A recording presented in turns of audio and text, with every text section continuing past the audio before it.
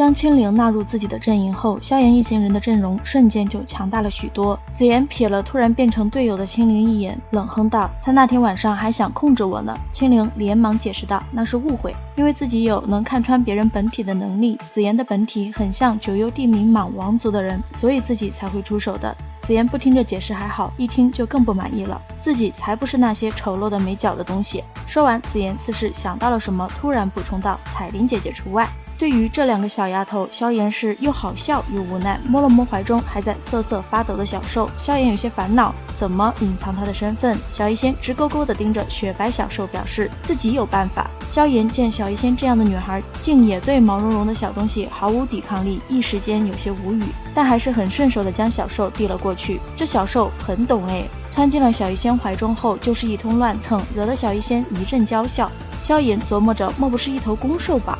带着复杂的心情，萧炎挥手间收了傀儡们，而青灵见状，眼瞳之中绿芒一闪，也是收回了他的众多保镖们。萧炎一行人眼睁睁地看着那众多保镖凭空消失，化为一缕绿芒掠回青灵眼瞳之内，很是惊奇。青灵便解释道，碧蛇三花瞳成熟后，眼内就能自成空间，只有被自己控制的东西才能够存放其中，当然也是有极限的，但随着实力的增长，极限也能够逐渐提升。不过被自己控制的人实力会逐渐的减弱，因为碧蛇三花瞳会吸收吞噬他们的力量，然后反馈给自己。此话一出，萧炎等人都是倒吸了一口凉气。这样搞的话，那青灵岂不是不用修炼，直接去抓强者控制，然后坐享其成就好啦？青灵一看众人的表情，就知道他们想差了，连忙将自己的老底都透光了，表示没有众人想象的那么恐怖，这种吸收吞噬速度挺慢的，以自己现在的实力，顶多只能控制2星以下的斗尊，而且不能超过3个。另外自己能控制的也只能是拥有蛇系血脉的魔兽，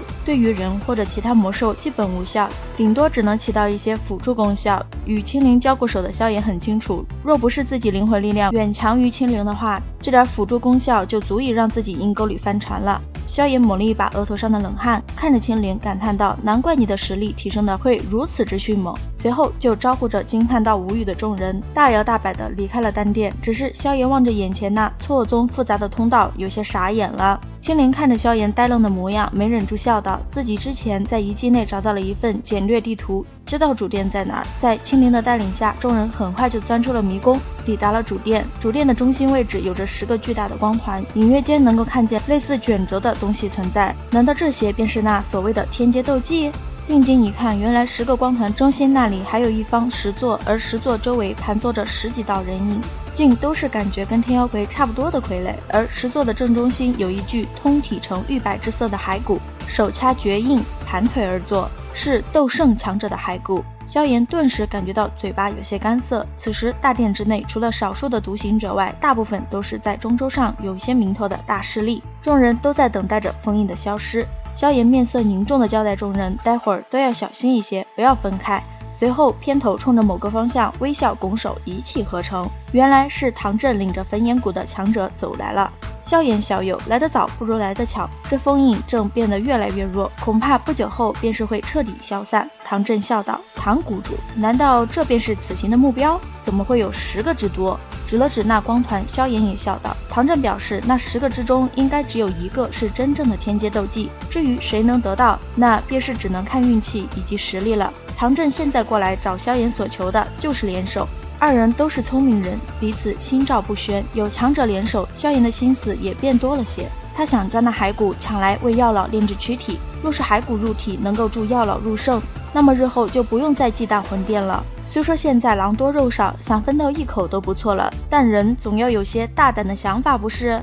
等待封印消失的时间中，不断有着独行侠以及一些势力赶到大殿，只是一直不见魂殿的踪迹，这可不是他们的风格啊。萧炎正琢磨的时候，一贱兮兮的怪笑声传来了，是摘星老鬼。仇人见面可谓是分外眼红。萧炎盯着摘星空荡荡的右臂，关切地问道：“伤势全好了吗？”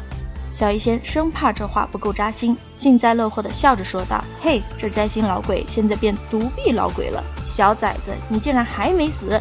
摘星老鬼突然觉得自己断臂处有些痛，面对着暴怒的连脸庞都有些铁青起来的摘星老鬼，萧炎却是一笑，漫不经心的道：“你这老鬼都还活着，我怎能先你一步去死？”摘星老鬼被气得眼睛都快鼓出来了，愤怒地咆哮道：“混杂小子，老夫今日必报断臂之耻！”这怒喝声一落下，大殿之内瞬间响起众多的吸气声。这小子竟有弄断摘星手臂的实力！吼完就发现自己更丢脸了的摘星老鬼，显然是已经失去理智了。众人还在震惊的时候，他就冲着萧炎杀去了。萧炎见那摘星老鬼怒扑而来，手掌连握，三团异火瞬间浮现在面前，沉声道：“摘星老鬼，另一只手臂你也不想要了？”这下可好了，给摘星老鬼吓得当场就僵在了半空。这次他可是身负店主亲自交代的任务，若是再出什么差错的话，还是先走吧，留下一句待得一技之使完毕，老夫再来好好收拾你。摘星老鬼就招呼魂殿的强者径直落在了那大殿的最前方。这次倒是有点麻烦了，没想到这老鬼也来了。虽说断了一臂会影响那老鬼的实力，但也是有些棘手啊。天火尊者沉吟道：“不用担心，能让这老鬼重伤第一次，自然能有第二次。而且这里局势复杂，待会儿跟别的强者出手时，魂殿的强者必然会有损伤，说不定连那老鬼都是被缠得脱不了身。”小医仙微微一笑道：“你们跟那些家伙有过节吗？”一旁的青灵小声地对着紫妍问道：“那是我们的大仇，以后也就是你的大仇了。待会儿打起来不要留手，杀一个是一个，以弥补你先前的过错。”紫妍拍了拍青灵的肩膀道：“他自认比青灵入伙早，说话也是显得老气横秋。”一旁的萧炎等人忍不住的失笑，青灵也是有些别扭，不过还是认真的点了点头道：“放心，既然是萧炎少爷的对头，那我肯定不会留情的。”你还是比较有觉悟的。紫妍满意的点了点小脑袋。其实此时的萧炎根本没把摘星老鬼这种货色放在眼里，毕竟9星斗宗时的毁灭火莲便能炸了这老鬼一只手臂，以萧炎如今的实力，这一火莲下去定能让这老鬼尸骨无存，萧炎有这个自信。但萧炎没有说明，只在无奈地瞥了这2个女子一眼后，轻声叮嘱道：“等封印解开后，不要着急出手，因为这些东西都是烫手山芋，先到手反而是祸害。”小医仙等人点头表示明白。一旁的唐振见到萧炎并未在宝贝的诱惑下冲动，默默地在心里给萧炎加了不少分，并坚定了与萧炎交好的心。封印消失之时，卷轴暴掠而出，10座周围的傀儡们也在同一时间睁开了眼睛。原本安静而紧绷的大殿瞬间就沸腾了，不断有人冲着卷轴飞去，也不断有人吐血砸落。那10道流光却是像有灵智一般逗弄着众人追逐。萧炎与一些实力极强的大势力却是稳如泰山。面对这些阶别不比地印绝弱的斗技，他们还在犹豫什么呢？当然是等那些人内耗呀，等那一窝蜂拼得2败俱伤后再出手，不香吗？这算盘珠子都要崩我脸上了，可惜人魁的加入彻底毁了他们的如意算盘。注：远古人魁是以特殊手段将强者的灵魂抽出人体，然后封印于傀儡躯体之内制成的。这种傀儡不仅拥有着杀戮的意识，还能施展斗技。萧炎看着眼前那些个个斗尊手撕渣渣的凶残人魁，狠狠地皱起了眉头，这下可当不了渔翁喽。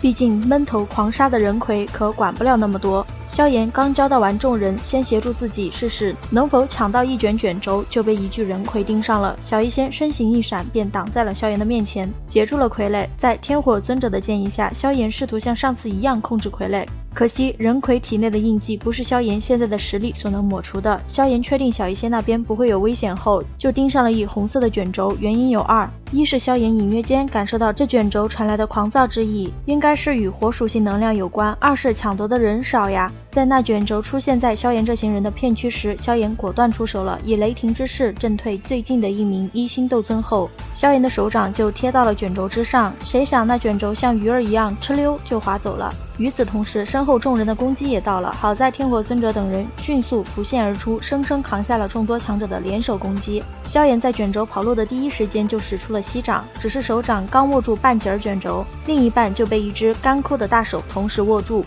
是玄冥宗的宗主陈天南。陈天南见萧炎的视线望来，挥出一拳就欲锤爆萧炎的头。萧炎紧急召唤出暗金魁接住了这一拳，下一秒暗金魁就以同样的招数还击。陈天南为了不当场脑袋开花，只得松开了手。那赤红卷轴就这样在众多死亡视线中进了萧炎的口袋。为了防止这些人脑子不清醒，萧炎一将卷轴输入纳戒，就放出了自身的浩瀚气势，紫褐色火焰缭绕周身。那些眼睛血红的强者一看这架势，又望了望不远处的天火尊者等人，没有过多犹豫，就扭头加入了其他的争夺圈。而松了一口气的萧炎没有撤离战场，也没有继续抢夺卷轴，他盯上了在天妖魁的攻势下略显狼狈的陈天南，是时候了结他们的恩怨了。一边的陈天南虽然被天妖魁压着打，但他也琢磨着怎么杀掉萧炎。萧炎现在腹背受敌，自己只要成功撤退，再等一个好的时机，就能暗中出手击杀萧炎，到时候再抢了卷轴，岂不美哉？想明白到底怎么做的陈天南不再恋战，想要逃离，萧炎怎么可能放他离开？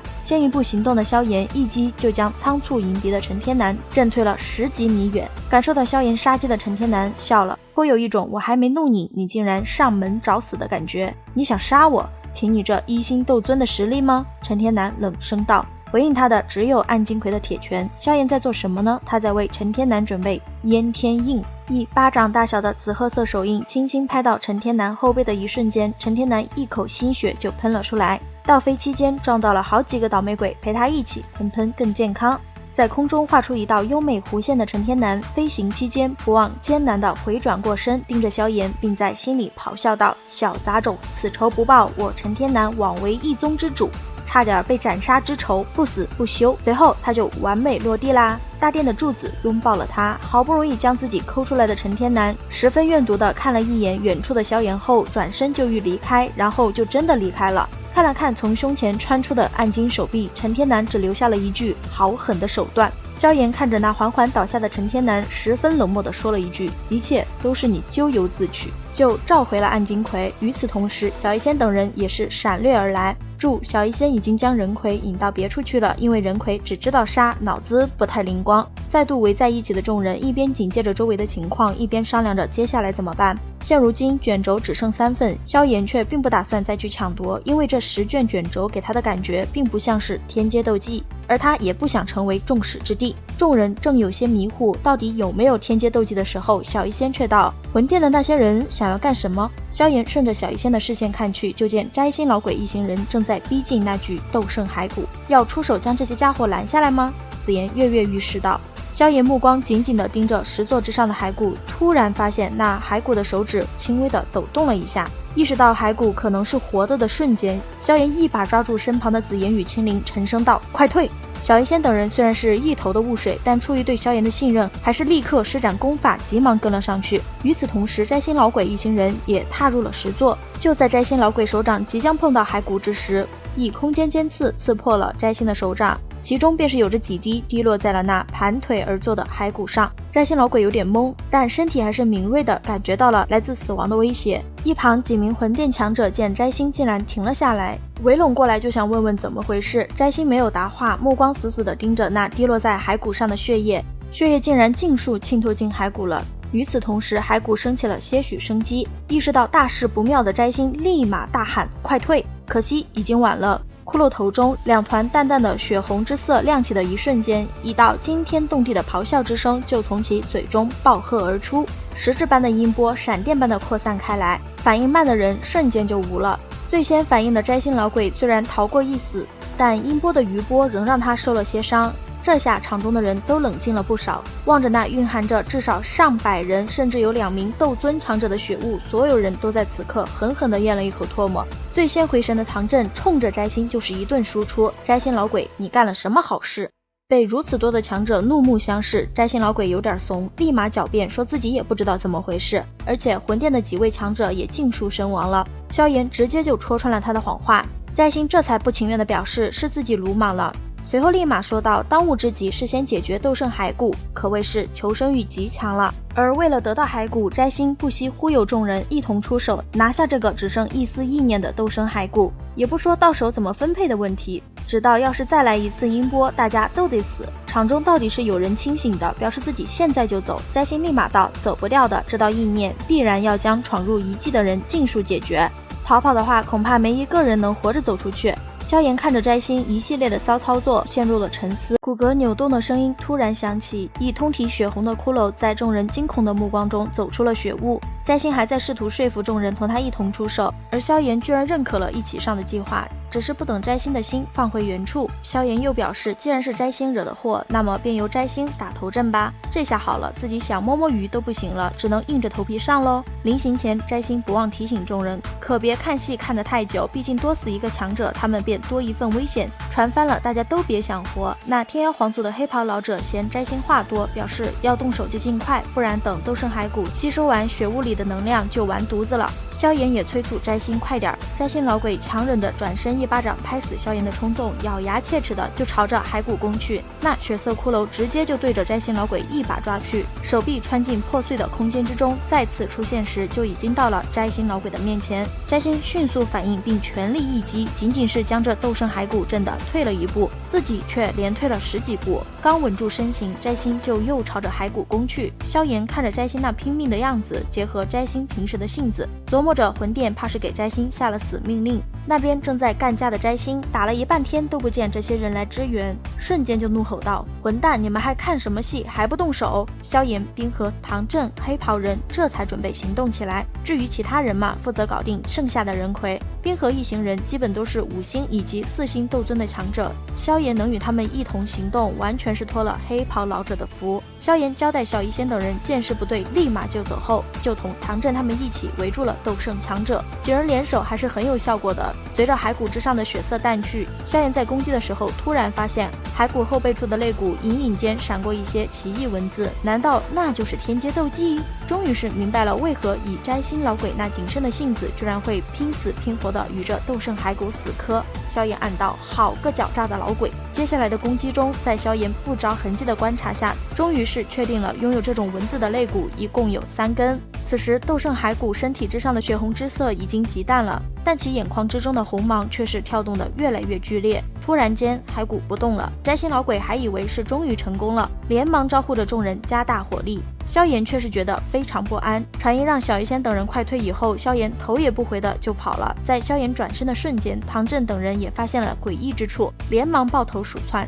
此时的斗圣骸骨已经将全身的猩红之色尽数聚集在了右掌，一记大天造化掌之后，一道黑色光圈浮现并猛然扩散，所过之处尽数湮灭。那光圈之内还有着极度恐怖的吸力，一些倒霉鬼被吸进黑色光圈的一瞬间就消失的连渣儿都不剩了。萧炎感受到身后越来越恐怖的吸力时，果断转头施展斗技，想要借助其冲击波的反推力冲出去，结果斗技们在接触到光圈的时候连个泡都没冒一个。萧炎见此情况，立马施展3000雷幻身，借灵魂分身之力将自己踹了出去。与此同时，黄轩也变成了真身天妖皇，摆脱了吸力逃出升天。唐振、冰河尊者、摘星老鬼等人也是拼上了老命，各展神通，在最后的一瞬间冲出了大殿，狼狈地落在了广场之上。那诡异的黑色光圈一直扩散到广场边缘时才彻底的消散。这死亡威胁一散去，玉白色的骸骨就暴露在了众人的眼前。摘星老鬼率先冲向骸骨，边冲不忘义正言辞的大声道：这鬼东西害死我魂殿诸多强者，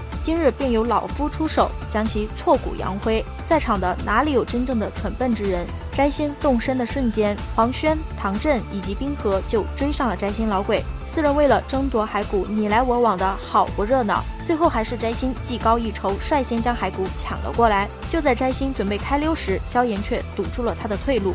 广场上，众人看着为了一具骸骨便是打得你死我活的5人，才明白这骸骨才是好东西。只是心动是可以的，行动是不行的。没见己方势力的后援们都放出了自己的威压吗？此时被围攻的摘星老鬼在坚持了数十回合后，终于是有些力竭了。黄轩等人借着这个机会，像是约好了一般的，同时将攻击落在了斗圣骸骨的左肩膀处。清脆的骨裂声响起后，骸骨飞了。摘星盯着手里的一截断臂，脸色铁青，立马飞身就想将骸骨抢回来。结果萧炎先一步抓住了骸骨，萧炎的目标很明确，果断扳断了那3根肋骨后，就将其收入大戒。摘星十分愤怒地让萧炎交出骸骨，萧炎还真就将骸骨扔给了摘星老鬼。摘星还没反应过来怎么回事的时候，黄轩和冰河的攻击就到了。3人身处半空，每人都是双手紧紧地抓住骸骨一截，谁也不肯松手。见萧炎拿到骸骨就停手了的唐振，此时也来凑热闹了。4名实力达到4、5星左右的斗尊强者同时施展全力，骸骨终于是不堪重负的炸开了，化为众多零零碎碎的块状物体后从天洒落。被炸飞的4人刚稳住身形，就见一道道身影猛地弹射而去，疯狂地对着这些骨骼抓去，其中就有萧炎啦。萧炎看到爆炸后的摘星抓着骷髅头以及手臂，面色铁青，却没有过多行动的时候，就明白摘星其实是不知道天阶斗技这回事的。魂殿应该就只是命他把骸骨带回去，于是漫天飞骨的时候，萧炎立马就行动了。毕竟此时不多抢一点骨头，更待何时？萧炎锁定的是一条相对完整的右臂，一同看中这条右臂的还有不少强者，只是他们能快得过萧炎？眼睁睁地看着骨臂落入萧炎之手，想了想萧炎的同伙们，他们最终咬着牙，含着恨去追其他碎片了。而萧炎拿着骨臂，突发奇想的用异火烤了烤，这不烤不知道，一烤吓一跳啊！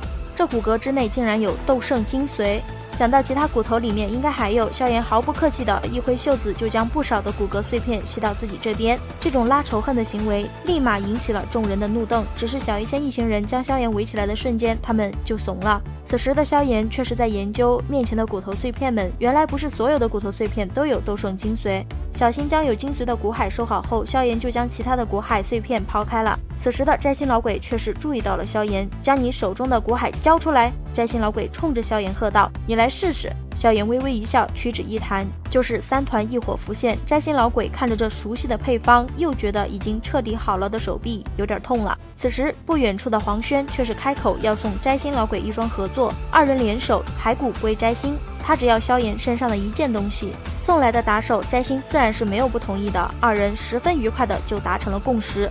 那萧炎身上其他的宝物呢？还是这2人都想着先弄死萧炎再弄死对方？只是这战局真的对萧炎很不利吗？摘星老鬼和黄轩正在为达成共识而兴奋的时候，萧炎手掌一挥，就是11具傀儡闪亮登场。青灵一声冷笑后，又是10来道身影凭空出现，领头的赫然就是九幽地冥蟒族失踪的那2名斗尊强者。黄轩和摘星都有些懵了，不过黄轩转念一想，萧炎竟和搅乱九幽地冥蟒族的元凶在一起，那自己不就又多了一个弄死萧炎的帮手？黄轩毫不留情的就嘲讽萧炎的愚蠢，萧炎却是无动于衷。在他认出青灵的那一刻，他就知道他与九幽地冥蟒族必然会有恩怨，谁叫他帮亲不帮理呢？熊战见黄轩一直唧唧歪歪的，很不耐烦的表示，要抢动手就行了，不敢就滚蛋。不敢！黄轩扭头就跟摘星说起了战术，自己负责对付那实力将近5星斗尊的傀儡，摘星负责对付萧炎，其他人就交给自己这边的强者阻拦。摘星其实是不愿意对上萧炎的，可如今的局面也容不得他说不。正想点头之时，那白发男子突然冒出来，表示自己愿意对付萧炎。其原因嘛，也不全是为了谋女吧，主要他觉得萧炎抢了本该属于他的风头。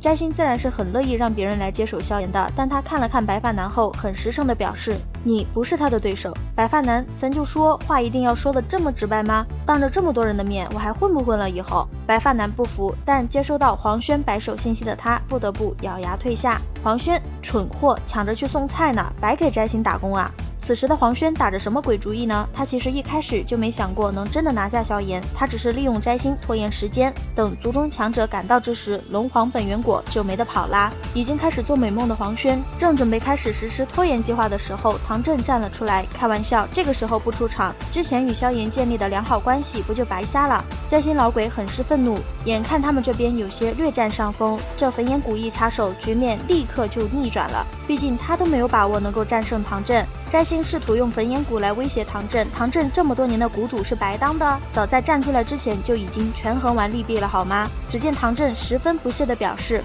焚炎谷在中州称雄之时，你摘星小鬼怕还没出生呢。此话一出，给摘星老鬼气得不行。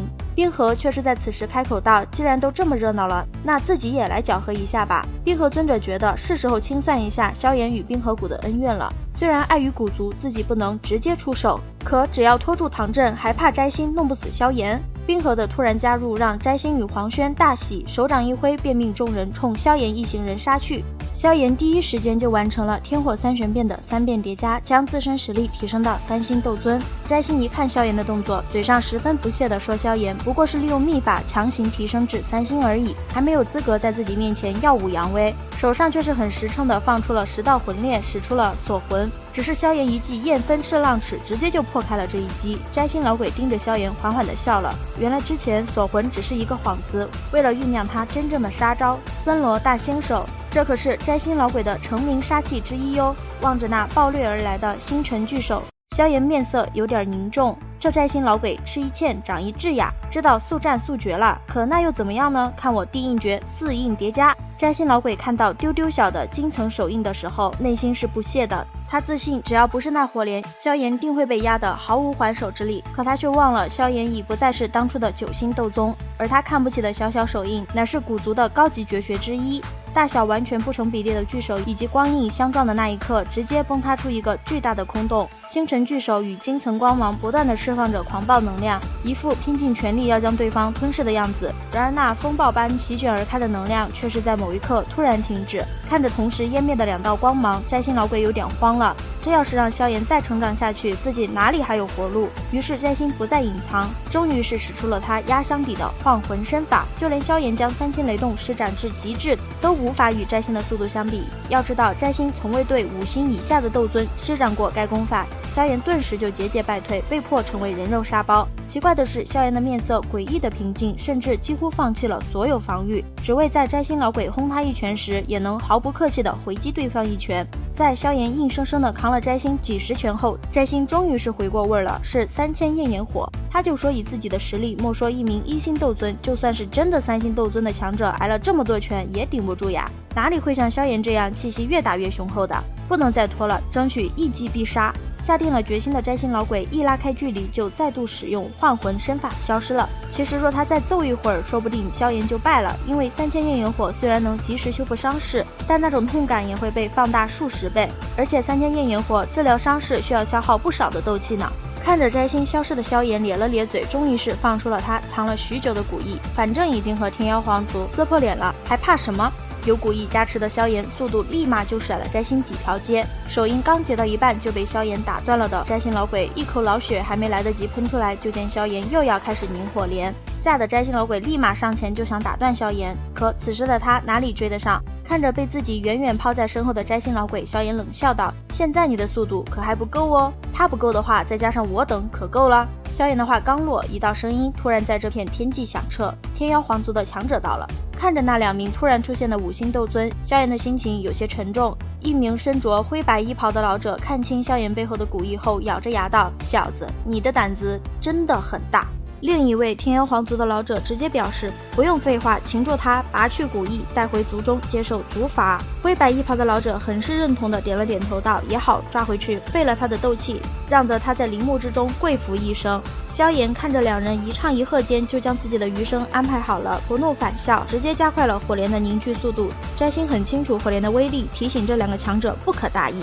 那2人却并未放在心上。萧炎凝聚好的火莲已经冲2人飞来时，2人还在感应并讨论萧炎身上的妖皇血晶，直到火莲已经很近了，他们才不急不慢地合力凝出妖皇钟。很快他们就为自己的自大付出了代价。火莲撞上妖皇钟的一瞬间，钟身就裂开了一道道细微的缝隙。2人正想着加固钟身的时候，萧炎就控制着火莲炸开了。砰的一声响后，那坚固无比的妖皇钟就在2人惊愕的目光中碎成了渣渣。最终2人虽未受什么伤，但藏在袖中的手掌还是有一点抖的。萧炎这次虽借着2人轻敌取得了小小的胜利，但大体形势对萧炎他们还是很不利的，因为他们已经被不知何时出现的将近100道身影团团围住了。萧炎这次真的在劫难逃了吗？望着眼前的恐怖阵容，萧炎已经做好了再次施展毁灭火莲的准备，即便在那之后自己会进入虚弱期。紫妍却是在此时站了出来，他举着龙皇本源果，冲着黄轩以及那2名天妖皇族的老者冷笑道：龙皇本源果就在这里，有本事就来拿。紫妍的举动让众人都是一愣，不过出于对紫妍的信任，萧炎等人都没有动作。黄轩与那2名天妖皇族的老者反应过来后乐疯了，直接就冲着紫妍出手，不过是一头又年轻的太虚古龙而已，龙皇本源果马上就属于天妖皇族了。紫妍看着3人冲来，眼神都不曾变过一丝，他的倚仗到底是什么呢？还记得熊战吗？就在3人的手掌快要接触到龙皇本源果的那一刻，紫妍身旁的空间突然被撕开了一个大口子。我太虚古龙一族的人也是你们这些杂毛鸟动得了的？伴随着9天惊雷一般的怒笑声落下，一壮硕的身影从裂缝中钻出。感受到那极其强悍的龙威的那一刻，黄轩3人慌了。以他们的实力欺负幼崽还是可以的，这气息分明就是老怪。3人气息暴涌，疯狂扭动着，就欲强行挣开那凝固的空间。刚取得一点成效的时候，只听啪的一声响起，3人就口吐鲜血倒飞而出。众人看着那坚硬无比的广场之上突然多出来的3个巨大深坑，都觉得嘴中有点干巴。待烟尘散去，看清坑中之人的情况之时，又觉得脸有点疼。只见躺在深坑之中满身鲜血的黄轩三人，脸颊之上都有着一个硕大的血红巴掌印。还有谁敢来抢？那壮硕身影，双臂抱胸，就这般随意地站于天空之上，场中却没有一个人敢开口，除了那个脑子拎不清的白发男子。白发男很勇地表示，大汉以大欺小算什么本事？大汉直接怼道，先前那3个杂毛鸟不仅以大欺小，还以多欺少呢，不想挨拳头就滚一边去，少跟老子唧唧歪歪的。白发男的脸那是一阵青一阵白的。此时黄轩三人也从坑里爬了出来，默默地立于一旁不敢出声。那壮汉见场子被镇住了，才转过头对着紫妍笑道，小丫头，这次你黑叔来得不晚吧？紫妍小手一转，指向不远处的摘星老鬼道，还有那个老王八呢。突然被点名的摘星老鬼慌了，顿时色厉内查的喊道，老夫乃魂殿之人。魂个屁，打了你，难道魂殿还敢对我太虚古龙一族宣战不成？那自称黑叔的大汉眼睛一瞪，就是一巴掌扇了过去。摘星急忙给自己架起防护，因为被点名时就开始准备。摘星的脸倒是保住了，只是喷了点血，倒退了几十米。摘星刚稳住身形，大汉的冷喝声就传来了，都给老子滚远点！这里的人，你们这些货色还没资格动。摘星捏紧了拳头，目光十分的阴冷。他明白萧炎身上那些斗圣骨海，他只能是干瞪眼了，这就是绝对力量的绝对压制。做得还不错，这次我就不告你状了。紫妍看了看摘星的模样，很是满意的点了点头道，随后又撇了撇小嘴，轻哼道，这次算你跑得快，不然若是龙皇本源果出了什么差错，那可就不是关禁闭能抵消的了。那自称黑叔的大汉闻言嘿嘿一笑，挠了挠头，开玩笑，这么重要的事儿不跑快点，不得被族中那些老家伙打断腿？紫妍扭头对着萧炎等人介绍道，喏，这是黑晴，也是太虚古龙的族人，他们都是我的朋友。萧炎恭敬地拱了拱手，冲着黑晴道，萧炎见过黑晴前辈。哦，你便是那个萧炎啊，萧玄的后辈。没想到萧家一族如今还能有这等人物，不愧是曾经的远古8族之一啊。但可惜血脉似乎废掉了。黑晴看了萧炎一眼后笑道，只是这最后一句却是仅有他自己能够听到。萧玄他倒是知道远古8族，萧炎有些茫然。黑晴咧嘴一笑，拍了拍紫妍的脑袋后说道，自己当年和萧玄认识的时候也就跟紫妍一般大。随后话音一转，大手一挥道，不多说了，走吧，我先带你们离开这里，免得这些烦躁的家伙又来唧唧歪歪。对远古8族一事只字不提。知道对方不愿多说的萧炎虽一肚子疑惑，但也不好多问，只能点了点头。见此情况，黑晴留下一句对天妖皇族的警告后，就大手随意一挥，划出一道裂缝，带着众人离开了。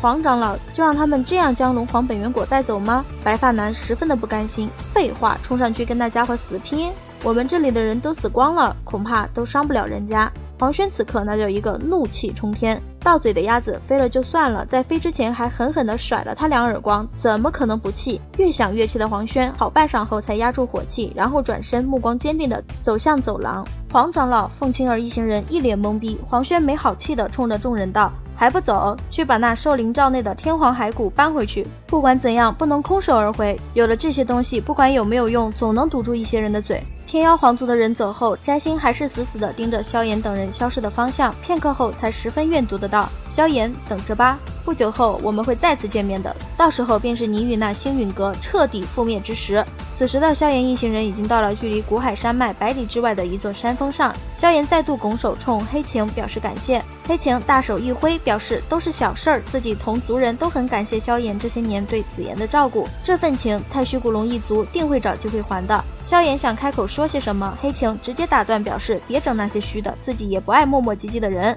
恩就是恩，反正古龙一族会还这个情的。此处距古海山脉有一段距离，萧炎一行人只管往东走，便能离开兽域。不过紫妍得跟自己回族，熊战也一起。紫妍一听这话很是抗拒，黑晴却表示紫妍现在跟着萧炎已是累赘，还不如回去将古龙传承彻底完成了，到时候没人拦着他，他实力也长了，才能真正的帮上忙呀。被精准拿捏的紫妍老实了，熊战自然是没有意见的，跟着走一趟那可是好处多多呀。紫妍临行前紧握拳头，一脸认真的道，萧炎，下次我再出来时肯定会比你更强，到时候就让你每天给我炼丹吃。随后也不管萧炎什么反应，转头就踏进了空间裂缝。好了，本期分享就到此结束喽，视频都看到这里了，给牛奶点个赞吧，订阅了的朋友记得开启小铃铛哟，这样就不会错过牛奶的更新啦。感谢您的耐心观看，拜拜，下期再见。